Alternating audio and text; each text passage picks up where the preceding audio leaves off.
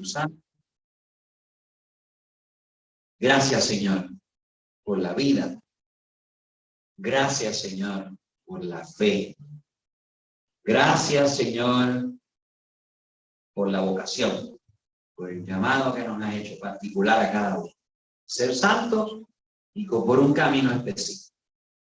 Gracias, Señor, por la salud que nos permite ayudar, servir a los demás. Gracias, Señor, por librarnos de tantos peligros y por darnos tantas oportunidades. Gracias, Señor, por la iglesia, por sus sacramentos, sus sacerdotes, sus religiosos. Gracias, Señor,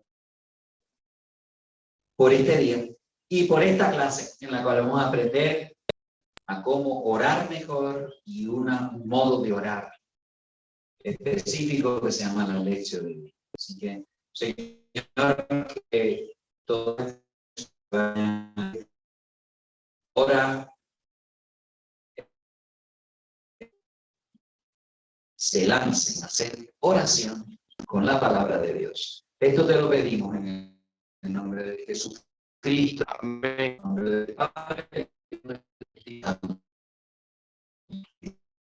Pero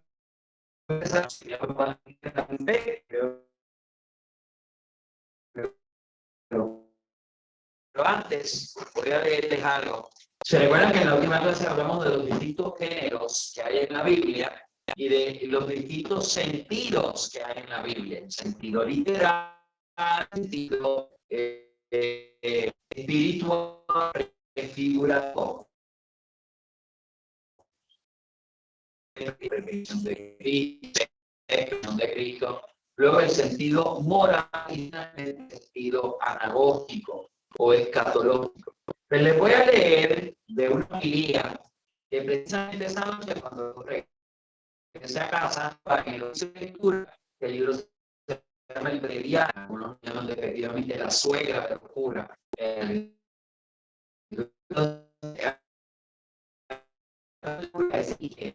sabio, el gran sabio entre los maestros. Muy bien, pues entonces vamos a ver aquí. Vamos a ver aquí. ¿Me están viendo? Mira a ver si se ve bien. ¿Sí? Bueno, pues de las homilías de Orígenes, para que ustedes vean el sentido prefigurativo. Aquí. Padre, yo no lo veo.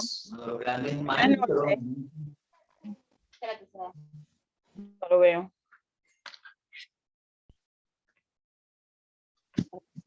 ¿Ahora me ven? Yo lo escucho. No, no lo veo. Hable. A ver si lo podemos. Pues si no me ve, todos los demás me están viendo, ¿verdad? No, no lo veo, no lo veo. Bueno, será usted, pero los demás que estaban, así que chequeé qué es lo que le está pasando, porque si no, vamos a irnos la clase entera esperando. No, siga, padre, siga. Yo voy a seguir chequeando. Póngase en mute, ¿verdad? Esa es doña Mirta. Dice que... Bueno, voy a leerles las homilías de Orígenes, presbítero, sobre el libro de Génesis.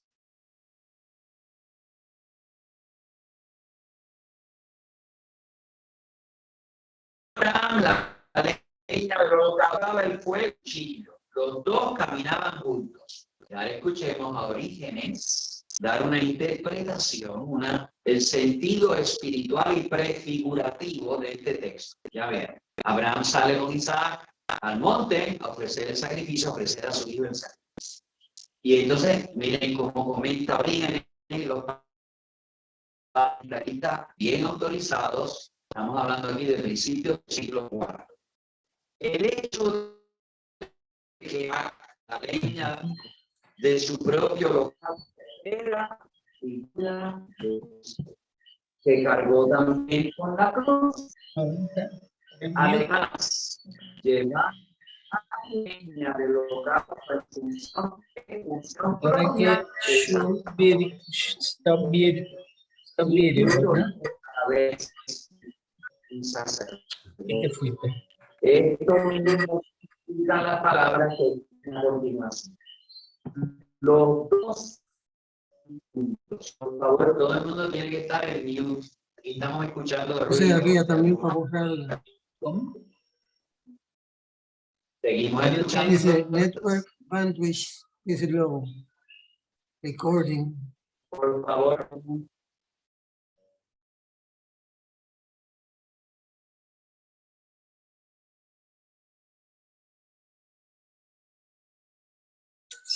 Start video.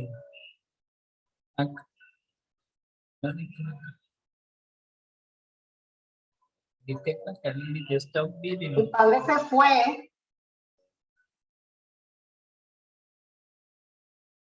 Dice mientras tiene que salir de ahí. A lo mejor él salió para arreglar el sonido y eso. Lo más seguro, porque no está. Ahí está. Ahí está.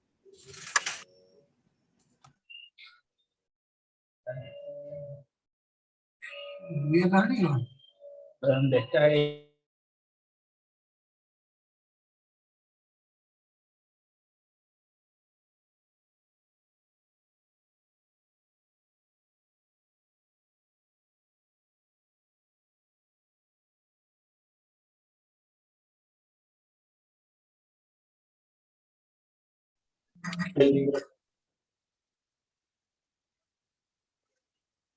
¿Okay? Bueno, pues continúo esta homilía de Orígenes sobre el sacrificio de Isaac.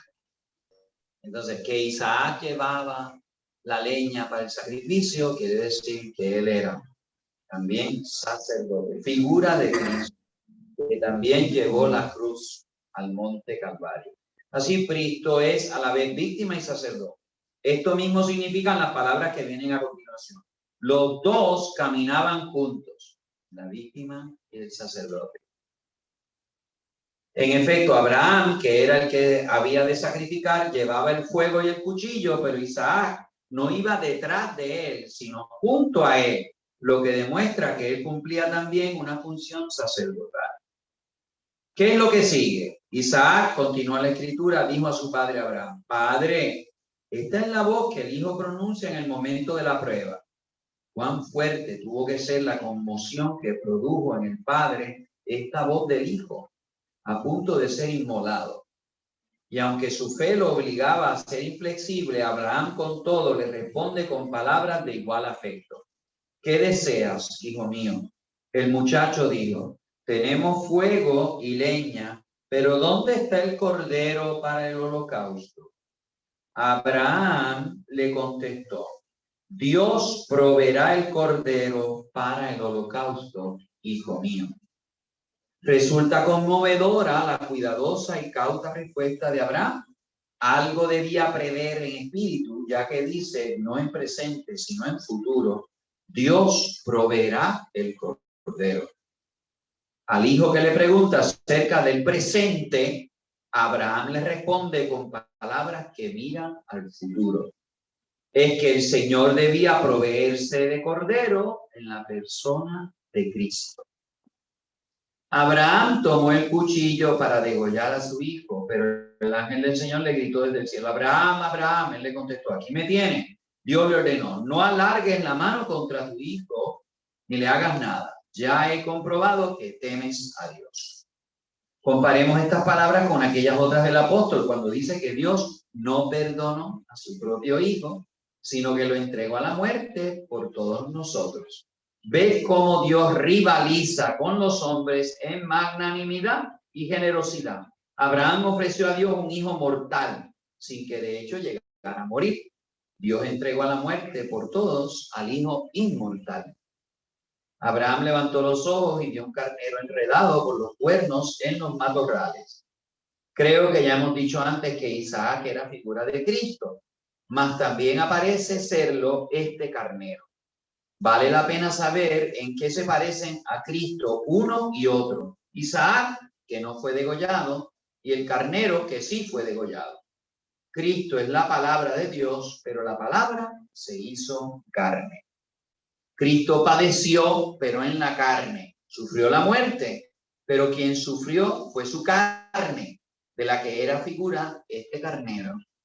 De acuerdo con lo que decía Juan. Este es el Cordero de Dios que quita el pecado del mundo. La palabra permaneció en la incorrupción, por lo que Isaac era figura de Cristo según el Espíritu. Por esto, Cristo es a la vez víctima y pontífice según el Espíritu, pues el que ofrece el sacrificio al Padre en el altar de la cruz es el mismo que se ofrece en su propio cuerpo como víctima.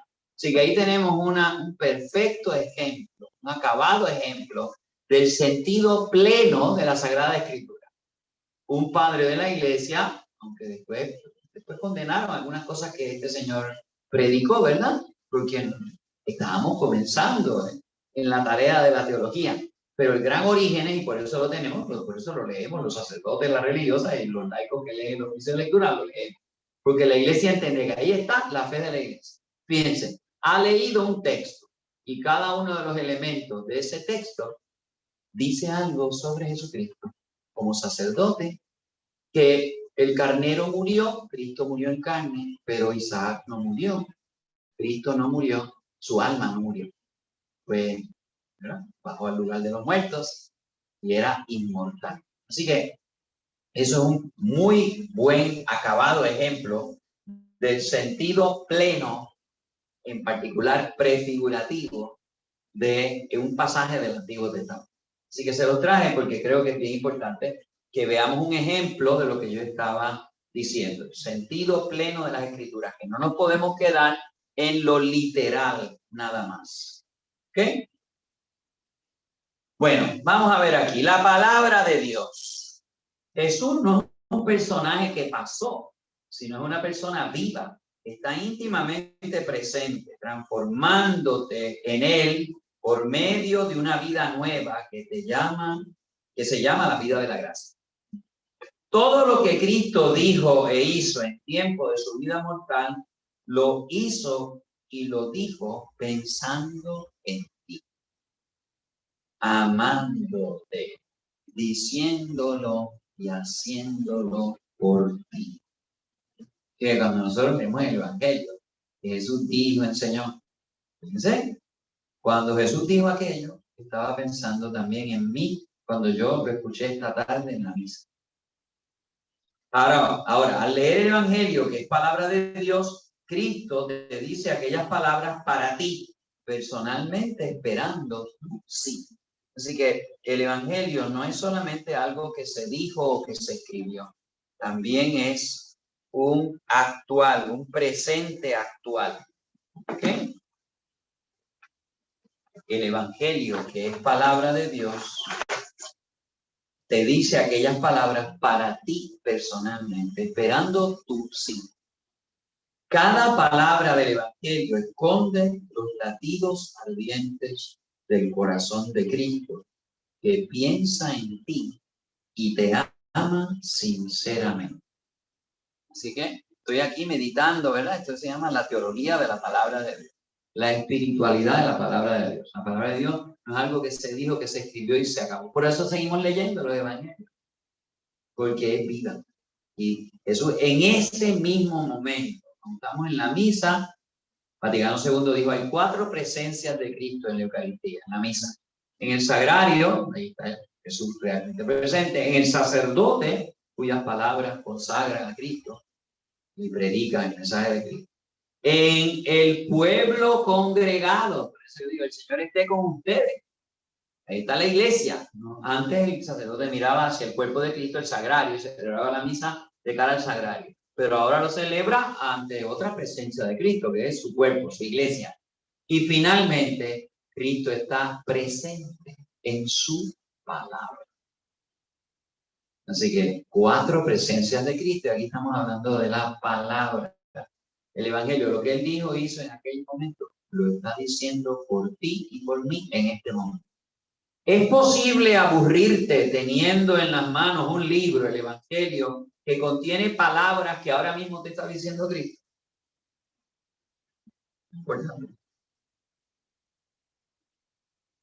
El Evangelio no se le puede caer de las manos, sería la peor de las desgracias.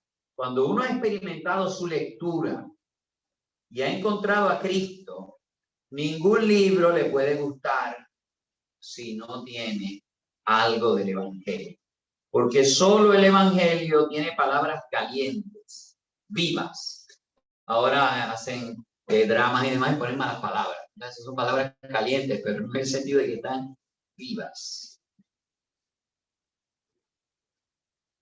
Cuando haces apostolado es siempre buen medio reflexionar sobre un texto del Evangelio.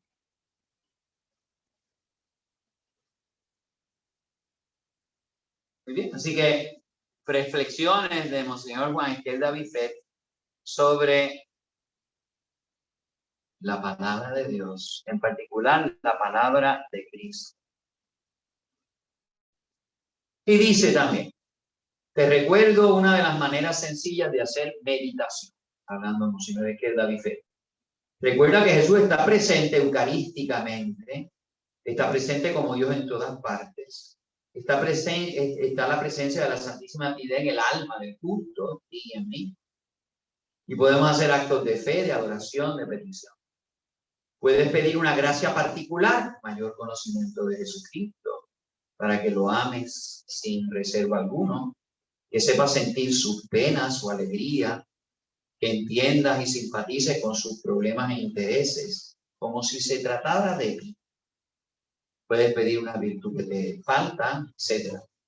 Lee cada una de estas páginas con su contexto a poder ser en el mismo evangelio. Imagínate la escena. Y es que la Biblia está recurriendo al método ignaciano, que San Ignacio no lo recomienda. Es una forma, fíjense que no es la lección divina, pero se parece. Cuando tú lees el evangelio, imagínate la escena. Personas, palabras, obras, como si tú estuvieses presente. Así que ya nos han dicho que la palabra de Cristo es actual para nosotros. Él me la está dirigiendo ahora. Pero cuando yo hago este proceso de meditación, yo me sitúo en aquel entonces, me pongo en acción, ¿verdad? Estoy mirando todos los detalles. Reflexiona sobre alguna lección que puedes aprender.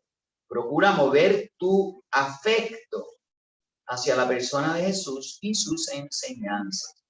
Mi corta explicación te puede ayudar un poco, con tal que te pares en cada punto para pensar con tu cabeza, pero para amar con tu corazón. No tengas prisa. Durante todo el rato, y por lo menos al final, puedes entablar un coloquio con el Señor, con la Santísima Virgen, con algún santo. Y es muy importante sacar algún propósito sobre algo que haya que inventar. Pero pide la gracia para que lo puedas cumplir. Porque si no, te vas a encontrar con muchos charcos. Si has cometido alguna falta durante la meditación, pide perdón de ella. Si el Señor te ha dado alguna luz, da gracias. Pues ya sabes que no te mereces nada. Y así irás aprendiendo a orar. Y cuando ya sepas hablar con el Señor sin prisa, hazlo como te salga del corazón. Y aunque solo sepas pensar, Él me mira y yo lo miro. Así que sugerencias de Monseñor Esquel David-Fett al hablar de esa eficacia actual. Jesucristo en su palabra nos sigue hablando. No es que Él lo dijo y se lo dijo y San Pablo le escribió a los tesalonicenses y Santiago a los de Jerusalén. No, no, es que está dirigido a mí. Por eso lo leemos como si fuese dirigido a mí. Y finalmente acabo con otro comentario del oficio de lectura de los sermones del Beato Isaac, abad del monasterio de Estela. Otra vez reflexionando teológicamente sobre lo que es la palabra de Dios. ¿Por qué, hermanos, nos preocupamos tan poco de nuestra mutua salvación y no procuramos ayudarnos unos a los otros en lo que más urgencia tenemos de prestarnos auxilios, llevando mutuamente nuestras cargas con espíritu fraternal? ¿Por qué no nos ayudamos? Perdón. No. Perdón. Comentario de San Efrén, diácono. ¿Ok? ¿Qué hay capaz, Señor, de penetrar con su mente una sola de tus frases? ¿Quién puede penetrar con su mentecita una sola de las frases de Dios? Como el sediento que bebe de la fuente. Mucho más es lo que dejamos de lo que tomamos. Está brotando una fuente, ¿verdad? Entonces tomamos un poquito y sigue saliendo agua.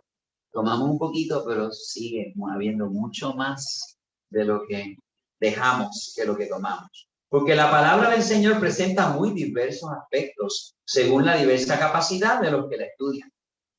El Señor pintó con multiplicidad de colores su palabra, para que todo el que la estudie pueda ver en ella lo que más le plazca, o quizás lo que más necesite. Escondió en su palabra variedad de tesoros, para que cada uno de nosotros pudiera enriquecerse con cualquiera de los puntos a que afocara su reflexión.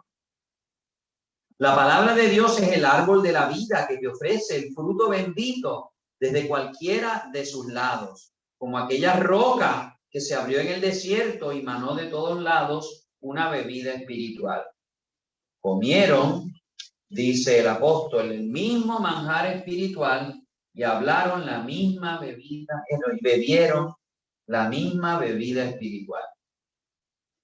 Aquel, pues, que llegue a alcanzar alguna parte del tesoro escondido en esta palabra, no crea que en ella se halla solamente lo que él ha hallado o entendido, sino que ha de pensar que de las muchas cosas que hay en ella, en la palabra de Dios, esto es lo único que yo he podido alcanzar.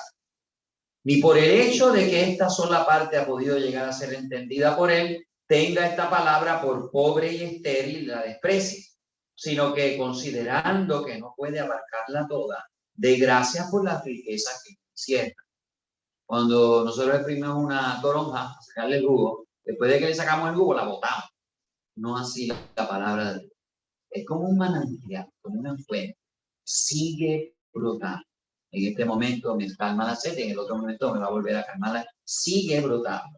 Y hay que darle gracias a Dios que puedo aprovechar algo de esos tesoros que se encuentran en la palabra de Dios. Alégrate por lo que has alcanzado sin entristecerse por lo que te queda por alcanzar. El sediento se alegra cuando bebe y no se entristece porque no puede agotar la fuente. La fuente ha de vencer la sed, pero tu sed no ha de vencer la fuente. La palabra de Dios es para vencer tu sed, pero tu sed no vence la palabra de Dios, no la agota. La fuente ha de vencer tu sed, pero tu sed no ha de vencer la fuente, porque si tu sed queda saciada sin que se agote la fuente, cuando vuelvas a tener sed, podrás de nuevo beber de él. En cambio, si al saciarte tu sed se secara también la fuente, tu victoria sería en prejuicio tuyo. Te tragaste la fuente, ya no tienes más agua para beber. Da gracias por lo que has recibido y no te entristezcas por la abundancia que sobra, que sigue habiendo en esa palabra. Lo que has recibido y conseguido es tu parte. Lo que te ha quedado es tu herencia. De que lo que has sacado ahora de la palabra de Dios es tu parte. Lo que queda todavía por sacar, tu herencia. Te va a servir para el futuro. Lo que por tu debilidad no puedes recibir en un determinado momento, lo podrás recibir en otra ocasión si perseveras. Ni te esfuerces avaramente por tomar de un solo sorbo lo que no puede ser sorbido de una vez. Ni desistas por pereza de lo que puedes ir tomando poco a poco. Así que no puedes asimilar todas las riquezas de la palabra de Dios. Poquito a poco vas asimilando lo que puedas y vas a seguir sacando esa fuente, ese manantial que es la palabra de Dios, para ir saciando tu sed con el curso del tiempo. Así que Orígenes, toda una explicación tipológica del episodio de Abraham e Isaac, camino del sacrificio en el monte. Y aquí el diácono, ¿verdad? San Efrén Sirio está en la pintura obsidial, San Efrén, explicando la riqueza de la palabra de Dios. Tienen que ponerse el mute. Ahí estamos escuchando un sonidito. Póngase todo el mundo al mute. Muy bien, pues ahora vamos a ver esto. Métodos para orar. Métodos y medios para orar. Así que pues ya hemos hablado de la Biblia, ahora de la palabra de Dios y de sus sentidos. Ahora vamos a hablar sobre la oración brevemente. Ok, Fíjense, uno de los métodos es la lección divina. Eso va a ser al final de esta clase. Vamos a hablar sobre esto, que es lo que vamos a estar tratando de practicar de ahora en adelante en la clase. Pues vamos a ver. Una de ellas es la lección divina. La pongo primera, pero es lo último que voy a tratar. La liturgia nos insiste mucho el Papa Benedicto en su libro Verbum Domini, en su exhortación apostólica postsinodal Verbum Domini, de que ya la clase anterior nos adentramos, que la liturgia es una forma de vivir la palabra de Dios. Porque la liturgia es como un tejido, como si fuese un mantel hecho de la palabra de Dios. Han cogido pedacitos de por aquí, por acá y por allá, y los han entretejido con la fe de la iglesia. Así que en la liturgia está la palabra de Dios viva. Hasta en los saludos, el Señor esté con ustedes y con tu espíritu. Ahí está. Eso es parte de la palabra de Dios. Si fuésemos a ver todas las partes de la misa, de qué sección salen de la escritura, nos diéramos cuenta de que la misa, voy a usar una comparación fea, es un Frankenstein, está compuesta está tejida de la Sagrada Escritura y de la Sagrada Tradición. Cómo la Iglesia ha interpretado y ha hecho oración esos textos bíblicos. Así que no podemos escoger la oración personal y olvidarnos de la oración litúrgica. Y tampoco podemos decir la única forma de oración es la litúrgica, la Eucaristía. Es la forma cumbre de hacer oración porque está presidida por el mismo Cristo en la persona del sacerdote. Pero Cristo es el primer orante. Donde hay 2 o 3 reunidos, el Señor esté con ustedes y con tu espíritu. Por eso empezamos la misa en el nombre del Padre, en nombre de Dios. Allí estoy yo. Así que Cristo está presente en la Eucaristía y Él es el que está orando en primer lugar. Nosotros nos enchufamos en su oración al Padre. Así que la oración no es solamente personal, meditativa, yo y mi Biblia. La oración también es litúrgica y por eso el Papa Benedicto dice que siempre defendió la liturgia. Y es un muy buen liturgista y muy buen teólogo de la liturgia. No sé otros papas, pero este era súper. Pues decía, la Eucaristía, la oración eucarística, miren, mi vocación en parte se debe a la oración eucarística en la misa. Y luego está la prolongación de la misa en la liturgia de las horas. Esta es la liturgia de las horas. Son 4 tomos. Es la liturgia de las horas. Aquí la iglesia ha puesto la palabra de Dios y también los santos y demás, la enseñanza de los santos en lo que se llama el oficio de lectura. Así que en laudes, vísperas y oficio están estos 4 tomos. Acabamos leyendo todo lo que es importante de la Biblia, orándolo, no solamente leyendo. Así que, y es la prolongación de la alabanza y la acción de gracias en la Eucaristía a través de las distintas horas del día. Por eso se llama liturgia de las horas. Liturgia, servicio a Dios, glorificación a Dios para la salvación de los hombres, en la misa y en la liturgia de las horas. Laudes al comienzo del día, vísperas al atardecer y oficio de lectura en cualquier momento. También hay otras horas que se llaman menores, que son horas a la media mañana, media tarde, mediodía y por supuesto las completas antes de acostarnos a dormir. Así que esas son la liturgia de las horas. Eso es una forma de orar. Y qué pena que el sacerdote, la religiosa, que tiene obligación. Yo desde diácono, desde mi ordenación de diácono, el 20 de diciembre, en el 81, allí en las Carmelitas, pues yo me comprometí a rezar la oración de la iglesia, en la liturgia de las horas, por el bien de la iglesia y del mundo entero. Pero qué pena que esa obligación y ese deber se vuelva mecánico, ¿verdad? Los que digan que esto es la suegra, no, esta es mi maestra.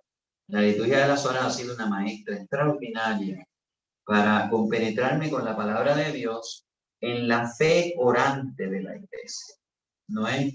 Y el Papa Benedicto dice, la oración no se puede volver individualista. Es lo que a mí me parece, lo que Dios me está diciendo a mí, pero ¿y qué le dice la iglesia? Así que en la liturgia de las horas y en la liturgia cristiana es la oración de la iglesia entera, presidida por Cristo. Fíjense, la liturgia de las horas, al desigual que el rosario, también está presidida por Cristo. El rosario es una devoción personal, particular, privada. Pero la liturgia de las horas, aunque yo le esté rezando en mi cuarto, es la liturgia oficial de la iglesia. Aunque yo estoy celebrando la misa en un hotel en Pittsburgh, es la misa de Jesucristo y está presente la iglesia allí, aunque no haya nadie, es solamente yo celebrando. Así que, así que una de las formas de hacer oración es litúrgica y es una oración extraordinaria. Cuando tú te dejas penetrar, cuando tú te pones a escuchar la palabra de Dios en la misa y dejas que Dios te hable, es una forma espectacular.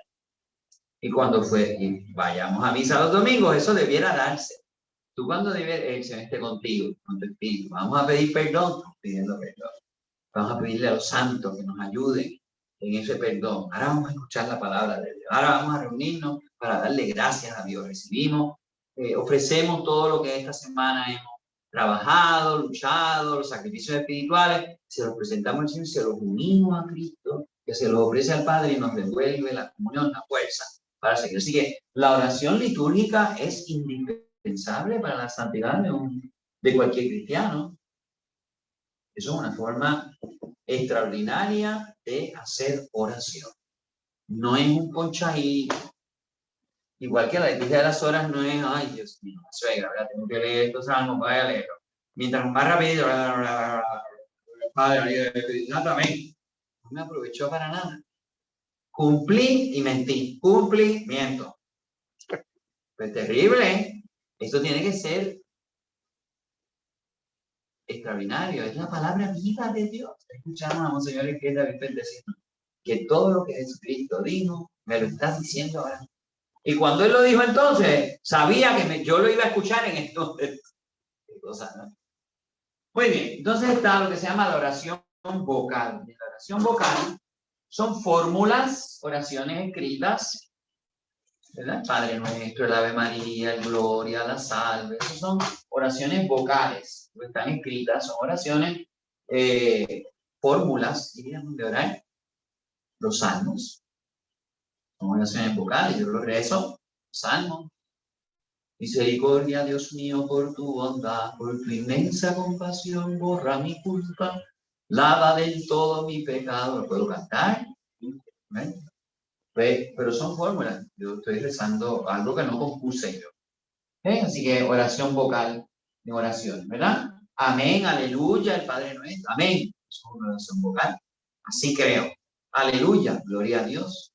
Alabado sea el Señor. Eso es lo que quiere decir. Así que esas frases son oraciones vocales. Ten piedad. Jesús, en ti confío. Eso es una oración vocal.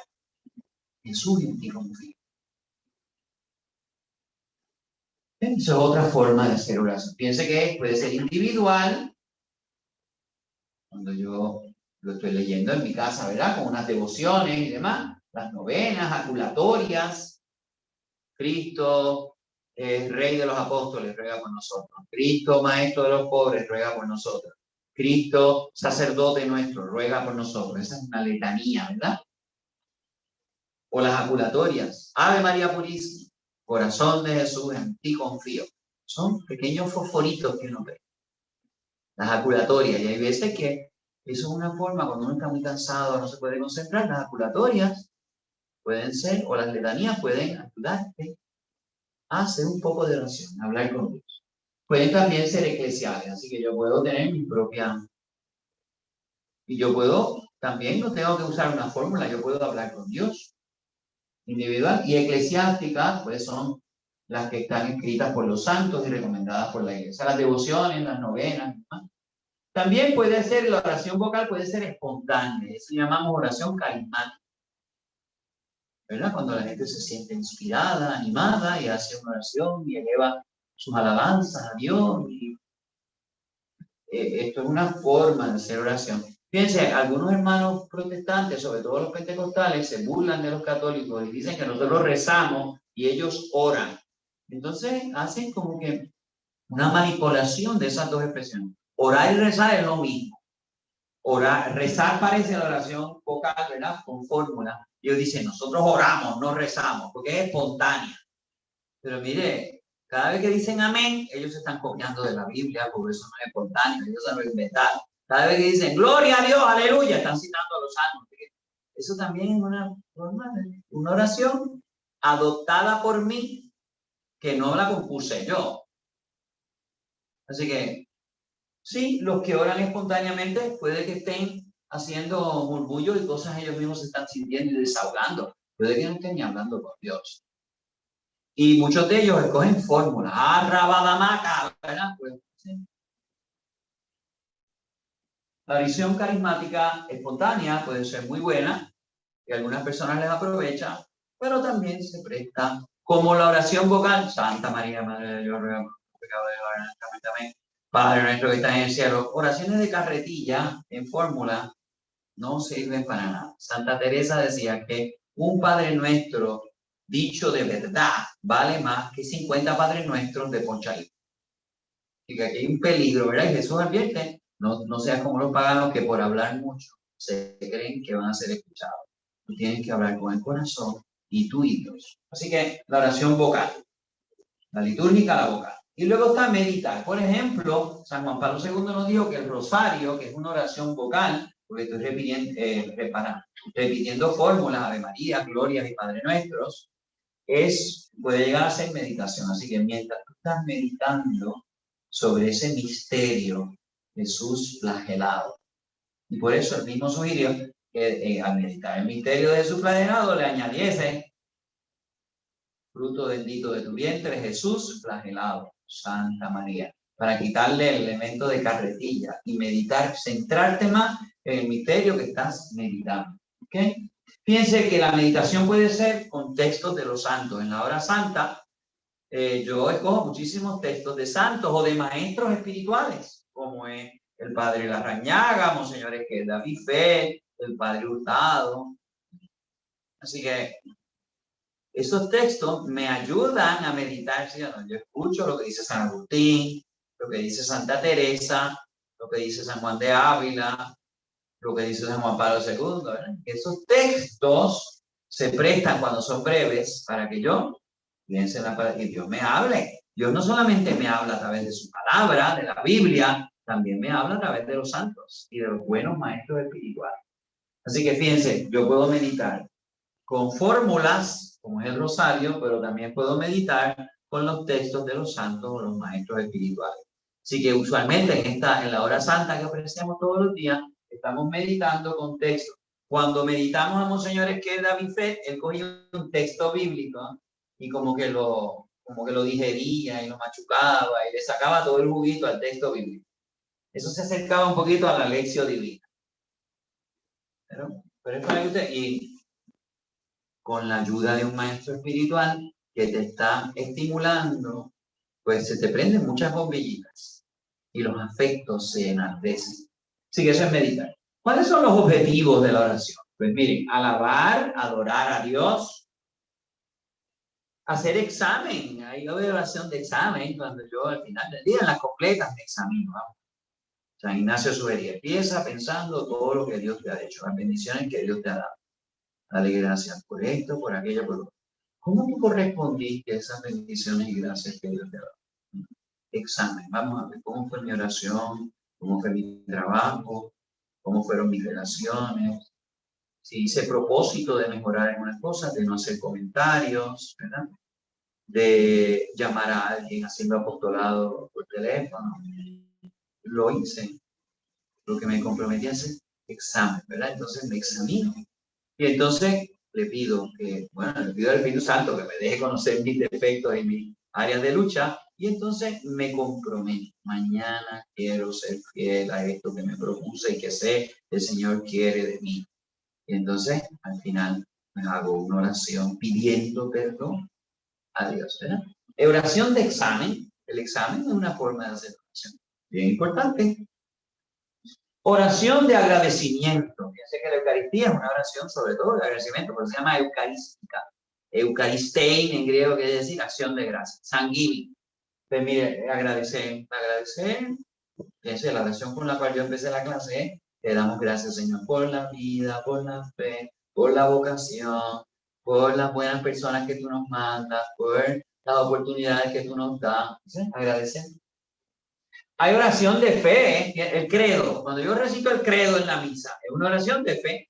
Estoy profesando mi fe. No estoy diciendo palabras solamente, estoy diciendo creo. Y la oración de fe es bien importante. Hay veces cuando hay tentaciones, pues debo hacer oración de fe. Creo, Señor Jesús, creo en ti, creo en ti. Es una oración poderosa para repeler las tentaciones contra la fe, precisamente. Así que hay oración de fe. Hay oración de pedir. Y uno pide cosas particulares, ¿verdad? Necesito salud, necesito esto, ayúdame a conseguir aquello. Te pido, y fíjense que la oración, toda la oración es para adorar a Dios y salvar a la persona y a las otras personas. La Maximiliano María Kolbe decía, la perfecta forma de glorificar a Dios es salvando a los hermanos. Bueno, pues entonces, cuando yo pido una cosa en particular, que se logre esto, que me ofrezcan este trabajo, si eso es para mi salvación y para la gloria de Dios y la salvación de las almas, Dios me lo va a conceder. Si no es, no me lo va a conceder y me va a dar tranquilidad. Así que cuando nosotros pedimos cosas particulares, Dios puede que no. Jesucristo, aunque era hijo, aprendió sufriendo a obedecer. Y con espíritu de hijo le suplicó al que podía salvarlo de la muerte, con lágrimas y gritos. Y fue escuchado, pero no fue complacido. El Padre permitió que cayese en manos de su enemigo y fuera crucificado. Así que hay unas oraciones, bueno, nosotros estamos pidiendo algunas cosas, pero no necesariamente Dios nos las va a conceder porque Él sabe más que nosotros. Jesús lo dice, si tú le pides a tu Padre que te dé algo, Él no te va a dar una piedra, te va a dar un pan. Entonces, si tú le pides una culebra sin saber que es una culebra, no te va a dar la culebra, te va a dar un pez. Así que Dios sabe mejor que tú lo que tú pides. Y Él sabe lo que te conviene. Así que cada oración de pedir, pero pedir con fe, voy a aceptar lo que Dios me dispone. Muchas veces he visto personas que dicen, ay, Padre, rece por mi sobrino que está en coma, está hecho un vegetal porque tuvo un accidente. Y rezo, y después me dicen, Padre, gracias por haber murió en paz, te le dio la unción, estamos... Dice, no sobrevivió el joven, pero están en paz. Eso es la oración verdadera. Conformarme con la voluntad de Dios. Santa Teresa, cuando las monjas le preguntaron, ¿cómo nosotros sabemos si hemos hecho buenas oraciones? Tenemos visiones, tenemos éxtasis. No. Si cuando acaban de hacer oración salen más dispuestas a obedecer a Dios, a aceptar lo que Dios mande, ahí está. Entonces, una persona verdaderamente, un cristiano orante, es una persona con una tranquilidad y una paz ante la voluntad de Dios. En tu voluntad, Señor, yo encontraré mi paz. No es mi voluntad, no es que tú me complazcas a mí. En tu voluntad, Señor, yo encontraré mi paz. Así que pedir y luego pedir perdón. La oración deprecatoria, ¿verdad? Voy a pedir perdón. Oh Dios mío, con todo mi corazón, perdona a tu pueblo. Fíjense que los himnos también pueden ser oraciones. Debieran ser oraciones. Estoy pensando en Dios, ay, qué bueno me siento. Fatulo el himno y mala oración. Me siento bien. Perdona a tu pueblo. Pues. Es perdón, pedir perdón. Y es una oración cantada o recitada. Es una oración poderosa. Y en la misa pedimos perdón muchas veces. Señor, no soy digno de que Cordero de Dios que quita el pecado del mundo. Y el canon 1 es, ¿verdad? Acepta esta ofrenda como aceptante. Te presentamos, considéralo digno, ¿verdad? Ok, pero interceder. Podemos interceder por otros. Es pedir, pero por otros. Estoy intercediendo. Jesucristo mismo intercede por nosotros en el cielo. Y nosotros debemos interceder. Incluso el Padre Nuestro tiene elementos de intercesión. Padre nuestro, danos hoy nuestro pan. Estoy pidiendo por otros también. Perdónanos a todos nosotros. Estoy pidiendo por otros. No dejes caer en tentación a los políticos. En tampoco. Estamos intercediendo, ¿ves? Así que esos son los objetivos de la oración. ¿Qué no es la oración? Fíjense, en el siglo pasado, en los años 60 y 70, pues las monjas empezaron a hacer zen y todas estas meditaciones orientales, y los gurús, estaba de moda los Beatles que fueron a la India, ya tenían un gurú que les decía y tenían un maestro, y todo eso. En California, muchos de los artistas, ¿verdad? Se metieron en estas cosas. La oración cristiana no es zen, no es el budismo. El budismo es vaciar tu mente y tu corazón de los deseos que te hacen sufrir. Así que el objetivo de la oración Zen es, según los Zen, lo estoy diciendo según lo que ellos dicen, es desprogramar tus deseos y tu concepto de ti mismo. Tú tienes que darte cuenta al final de que tú no existes. Ese es el objetivo de la oración Zen. No es un diálogo. La oración cristiana, y por eso en la época de Juan Pablo II salió un documento precisamente que tiene que ver con la oración cristiana. Y dijo, miren, las técnicas de Zen para yo vaciar, para yo quitar mis preocupaciones, bajar mis ansiedades, enfocarme en algo. Pero la técnica llega hasta ahí. Pero eso no es oración cristiana. La oración cristiana es dialogar. Y diálogos, logos es palabra, día son dos. Así que es hablar y escuchar. Es un diálogo. La oración cristiana es un encuentro con una persona, con Dios, con las divinas personas, con los santos. No es vaciarte de tus ideas, ni de tus deseos, ni de tus pensamientos. Bien, la oración cristiana no es un vaciamiento, es un diálogo, un encuentro confiado, con fe. Sin fe no hay oración. Estás tratando, Santa Teresa dice, orar es tratar de amor con quien sabemos que nos ama. Así que es una amistad, una sed. Tú haces oración porque tienes sed del amor del otro. Es un mirar a Jesús. Y el padre que era Lipet tiene libritos de mirar las manos de Jesús, mirar la mirada de Jesús, mirar los pies de Jesús, mirar el corazón de Jesús. Mirar, pero mirar, contemplar, mirar profundamente. ¿Ok? Así que es participar en su espíritu filial. Así que un cristiano en oración está participando del Espíritu Santo que Jesús le ha dado para que, metidos en Jesús, podamos tratar al Padre con el amor que el Hijo lo trae. Y ese amor es el Espíritu Santo. Así que la oración cristiana es un diálogo de encuentro, de confianza con alguien que sabemos que nos ama, es nuestro amigo, a quien queremos mirar y que queremos participar en su espíritu. Nos metemos en Cristo. ¿Lo decimos? Ese al final de la plegaria eucarística decimos, por Cristo, con Él y en Él. Ahí está. Con Él. Tenemos que revestirnos de su actitud hacia el Padre. Eso es la oración que nos va a ir transformando poco a poco. ¿Ok? Entonces, fíjense, vienen las posturas que pueden ayudar en la oración. Este librito, viejito que está aquí, también de los 60 y de los 70, está hecho en Francia. ¿Ven? Entonces, fíjense, aquí están enseñando las distintas formas de hacer oración. ¿Ven? Entonces, cómo ponemos los brazos, cómo estamos derechitos, ¿verdad? Esa es la oración, la forma de hacer la oración de un sacerdote. Los judíos oraban así, con las manos levantadas hacia lo alto. ¿Sí? El único que se quedó rezando a los judíos fue el sacerdote. Distintas formas. Eso es una reverencia desde las caderas, una reverencia profunda. Está la reverencia sencilla, que es con la cabeza. Esto es una reverencia profunda. Y entonces uno puede estar sentado, ¿ven? Recogido. Así que este librito habla de todas las posturas de las manos, de los pies, posturas orientales. Yo nunca me puedo poner así, yo no sé lo que tengo en la pierna, pero yo no me puedo poner así porque me da un dolor de pierna que no puedo rezar a los budas. Yo nunca podría haber sido un monje budista porque si me hubiera tenido que romper la pata. Pero es que yo no puedo, me pongo una tensión. Así que tú tienes que ver cuál es la postura. Distintas formas. Esto es camino de postración. Así que las posturas. ¿Qué posturas de oración? ¿Ven? De tu cuerpo en el lugar, ¿ven? De tus manos, de tu espalda, y de posturas de oración, unas carmelitas africanas orando. ¿Ven? Así que uno ora con el cuerpo también.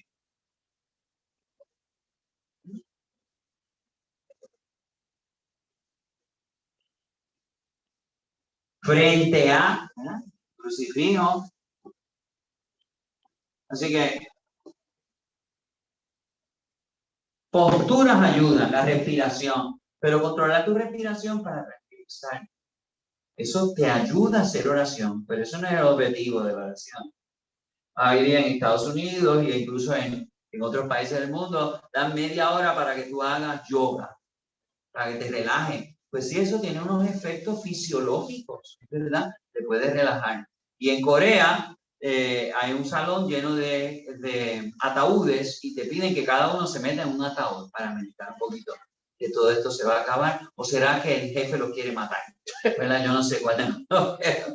Pero sí, así que controlar la respiración, muy bueno.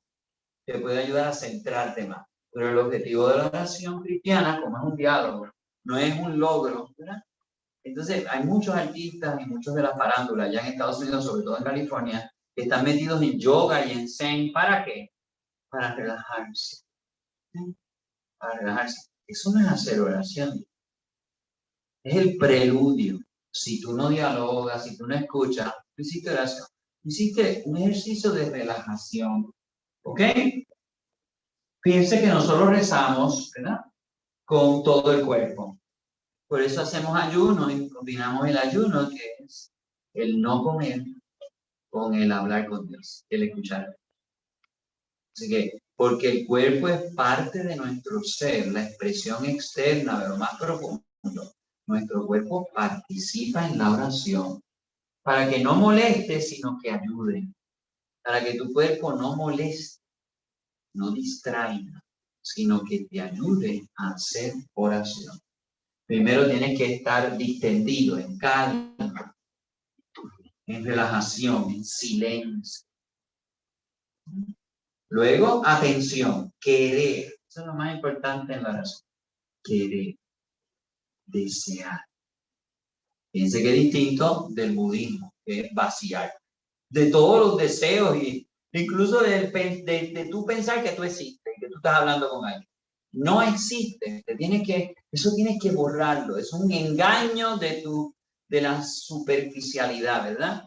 De las apariencias que engañan. Tú no existes. Pues qué distinto, ¿verdad? Nosotros estamos en atención, querer estar presente. Hay gente que me dice, ay padre, yo me distraigo tanto. Tú quieres estar presente.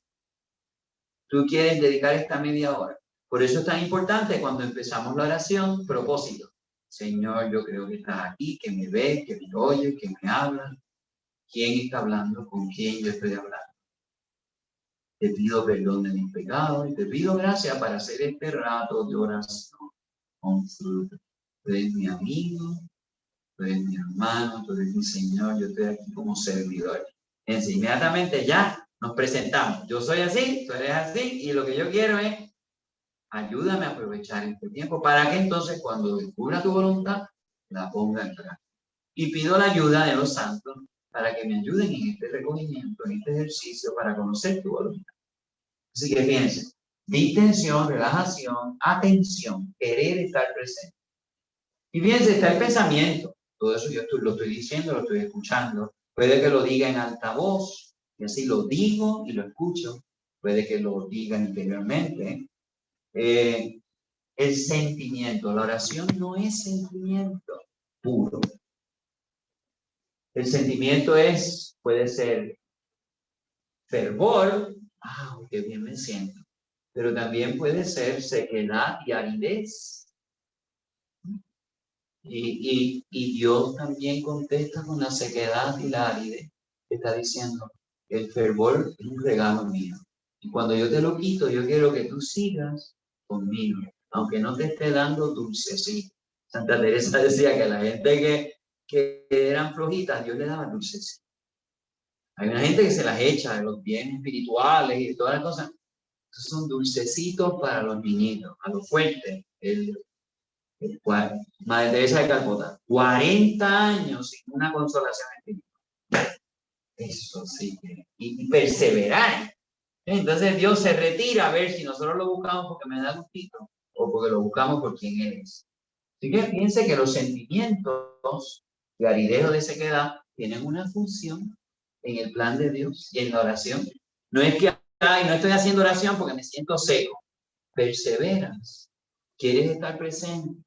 Aunque no sientes nada. Madre Teresa estuvo 40 años sin que el Señor le dijera y ni le consolara. Estás haciéndolo muy bien.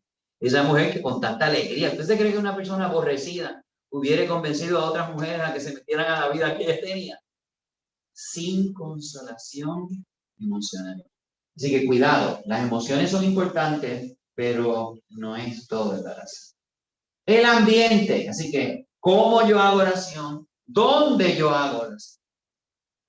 Bueno, tú puedes hacer oración técnicamente en Grand Central Station, allí en el aeropuerto Muñoz Marín, justamente antes que despegue, que esté llegando la gente y estén entrando y saliendo de un vuelo.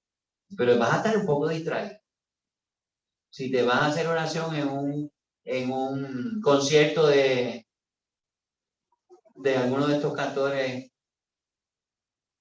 medio locos de ahora, pues va a ser un poquito difícil recogerte, estar en calma, centrarte, querer hablar con Dios, porque vas a estar apabullado por los ruidos. ¿Dónde? Pues mira, tú puedes estar frente a una imagen. Las imágenes en el culto católico te ayudan a recoger, sobre todo si es una imagen que te habla. Fíjense, a mí el Cristo eucarístico siempre me habla, ¿verdad? Cristo eucarístico es una de mis imágenes favoritas. A mí me encanta rezar. A otras personas les gusta ante el Sagrado Corazón de Jesús, el Cristo de la Misericordia. Así que esas son todas las imágenes que se pueden usar para yo aprovechar mi oración. ¿Ok? Frente al sagrario, caramba, si está Jesucristo realmente presente, pues eso es un lugar privilegiado para hacer oración, frente al sagrario. Con un librito, Santa Teresa decía, no te vayas a sentar a hacer oración sin traer tu librito, porque va y te despista y el librito te va a ayudar otra vez a recoger.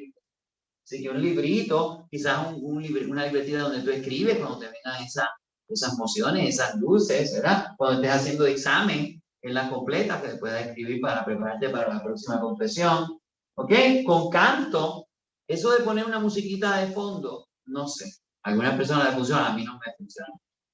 Pero cantar, dicen que San Agustín dijo que cantar es rezar 2 veces. Si tú cantas bien, si estás desafinado, ni hace oración ni deja que los otros hagan oración.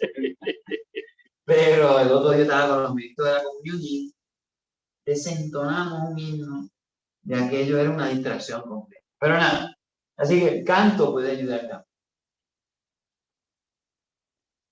Misericordia, Dios mío, por tu bondad, por tu inmensa compasión, borra mi culpa, lava del todo mi delito, limpia mi pecado. La oración, piense que el canto espiritualiza, eleva. Y por eso cantamos algunas partes de la misa. Yo siempre canto la consagración, porque es un canto de amor. No solamente puedo decir eso y ponerlo así y ya se acabó, ¿no? Un momento de intimidad grande, ¿no? Ok, así que el ambiente, ¿dónde? En algún lugar, recogimiento. Jesús incluso dice, cuando tú vayas a orar, ciérrate en tu cuarto y háblale con el Padre, que Él te oye y tú estás allí a solas con Él. El horario, ¿cuándo? Hay que tener tiempo, no es cuando vas a ponchar, no es para despachar. Oración con prisa, igual que misa con prisa, no se aprovecha. Que vienen al ponchadito, a las misas de rabia, no le aprovechan, ponchan, pero no les sirve para nada y se engañan, se creen que sí que les aprovechan. ¿Ok? Con regularidad. Hay que tener un orden, ¿verdad? Los que saben se dedican a la oración, los monjes, las monjas, se levantan temprano, hacen su oración, y después trabajan y después luego hacen oración, y después hacen oración antes de cenar, y antes de acostarse vuelven a hacer oración. Hay que ordenarlas. Cada cual tiene que descubrir su orden. Si tú eres un empresario, un estudiante, un viejito, que no tiene mucho que hacer, pues tú tienes que buscar cuándo es el momento. Y cada persona es un mundo. Hay unas personas que amanecen siempre fastidiadas, cansadas, llamando, ¿verdad? Como si hubiera sido un pecado levantarse. Y de eso empiezan a estar vitales a la 1 de la tarde. A la 1 de la tarde yo voy a coger una siesta, ¿verdad? Después de comer, ¿verdad? Así que tú tienes que ver cuándo es que tus energías vitales son apropiadas para tu hacer oración. Así que cada persona tiene que Estoy hablando aquí en general, cada persona tiene que aterrizar este avión en su realidad. Así que tener tiempo, no ponchar, recogerte con regularidad, no estés brincado. Yo hice oración a las 8 de la mañana, después el próximo día le hice a las 7 de la noche. Usualmente cuando tus fuerzas vitales están apagadas, a las 10 de la noche o a las 8 de la noche, no hagas oración porque te vas a quedar dormido. La oración relaja, ciertamente, pero el propósito de hacer oración no es relajar, es hablar con Dios. Uno de los productos colaterales es te relajas. Así que la respiración, el estar menos tenso, te ayuda, pero eso no es oración. Te quedaste en los preliminares nada más. ¿Sí? Así que, ¿y duración? ¿Cuánto tiempo? Bueno, pues ahí media hora, 1 hora sería lo ideal diariamente. Y los santos, que Lumen Day es un estudio de los santos cuyo horario sabíamos, 4 horas de oración diaria. Rosario, liturgia de las horas, misa y oración personal, 4 horas. Porque es como los tratamientos de quimioterapia, radioterapia o las vitaminas o las medicinas, si no tienen la intensidad de vida, no funcionan. Así que cada cual tiene que saber cuánto tiempo de oración necesita, bien hecha, bien aprovechada, para verdaderamente ir transformándose. ¿Ok? Así que, y tiene que ser una oración de corazón, no solamente de la mente. Tiene que llegar a los afectos, a yo gustar, a yo amar, porque al fin y al cabo el diálogo es de amor, es un encuentro con el amigo, y no me puedo quedar solamente en gustitos.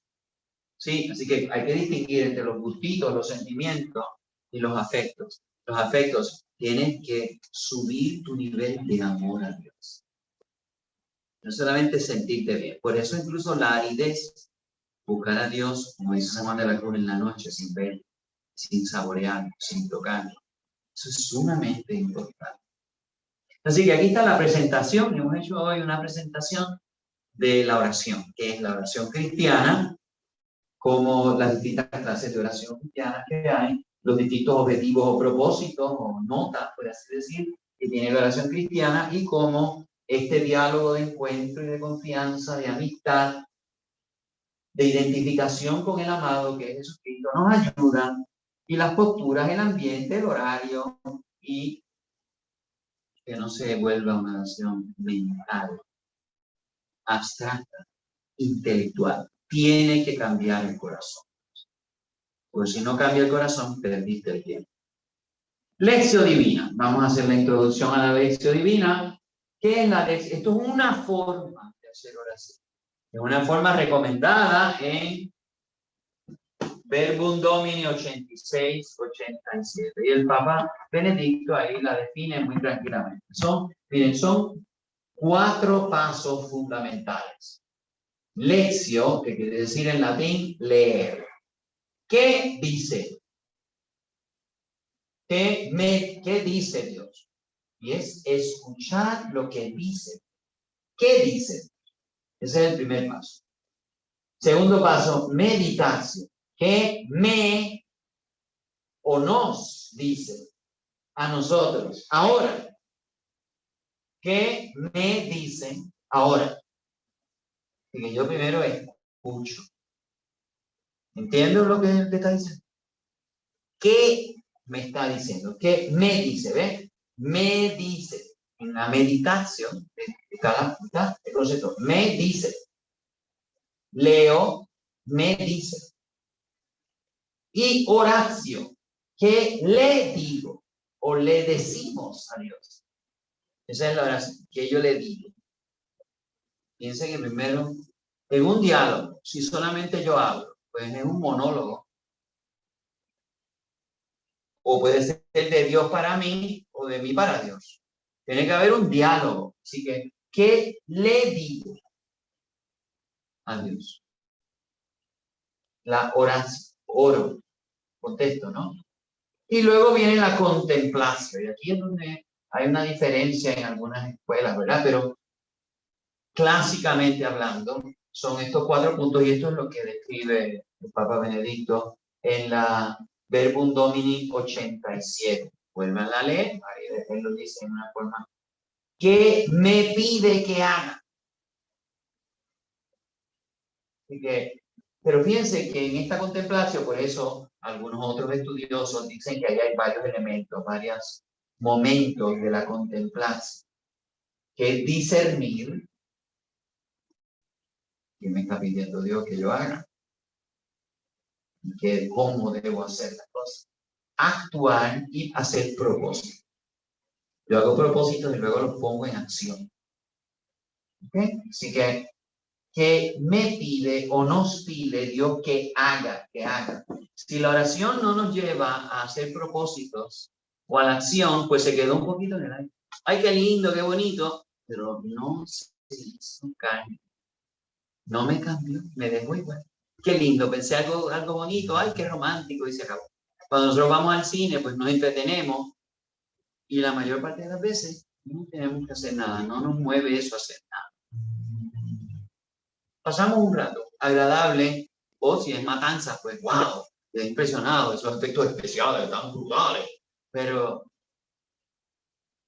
bien, así que la oración no es entretenida, la oración tiene que tener, así que leer, meditar, disponerme, San Ignacio dice, me tengo que disponer, yo situarme en aquello que me dice el Señor, qué es lo que él espera que yo haga.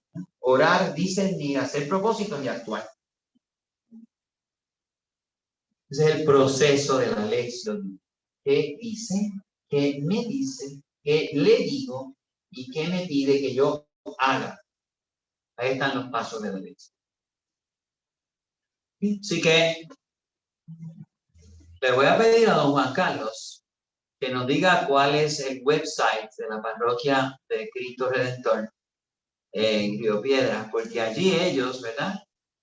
Antes del domingo ellos hacen una lección divina para que todos los feligreses, todos los que se conectan ahí, pues vayan siguiendo este proceso.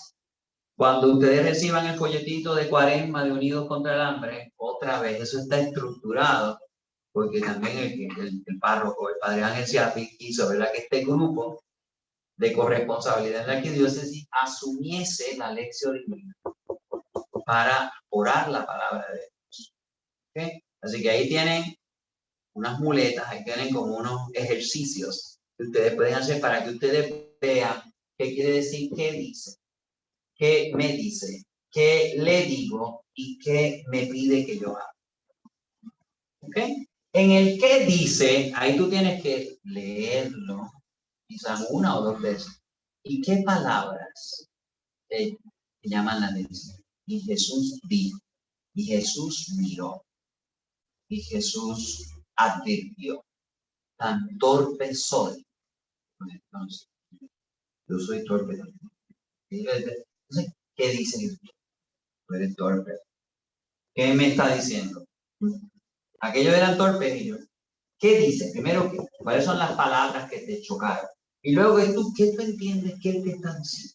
Aquí puede haber un elemento subjetivo, ¿verdad? Yo un poco pues, creo que está diciendo esto, pero no tiene nada que ver conmigo. Porque no me conviene escuchar lo que él está diciendo. ¿Qué me dice? ¿Y qué yo le digo? Ah, eso no me gusta. Porque yo le digo, Señor, tú tienes razón. Es verdad. Yo necesito crecer en eso.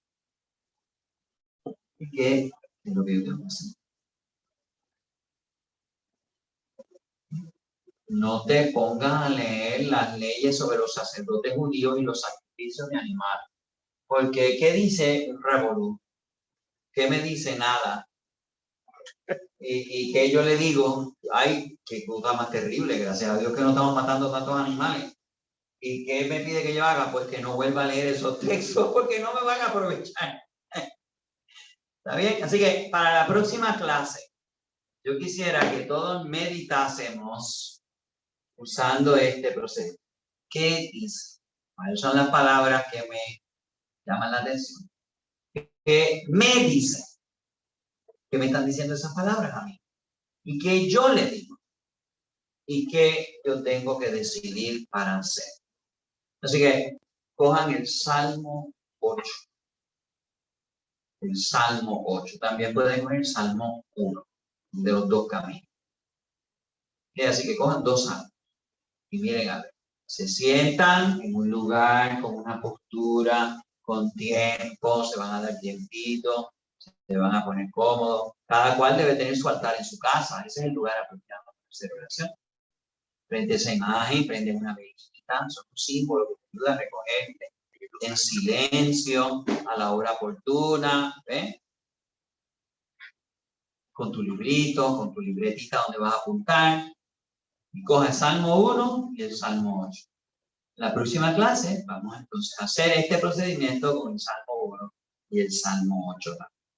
Así vamos a empezar con los salmos, que son oraciones. Yo creo que son muy apropiadas y Dios nos está hablando muy claramente en los salmos. Y son oraciones que nosotros estamos hablando a Dios. Así que se da, ya aquí están estas dos. Falta entonces un poco de echarnos el salmo. ¿Está bien? Así que ya hemos acabado esta clase, como empezamos un poquito turbulentamente. Pues por eso nos extendimos un poquito más, pero tenemos todavía 20 minutitos para preguntas. Así que los que tengan preguntas, ahora vamos a dejar de grabar.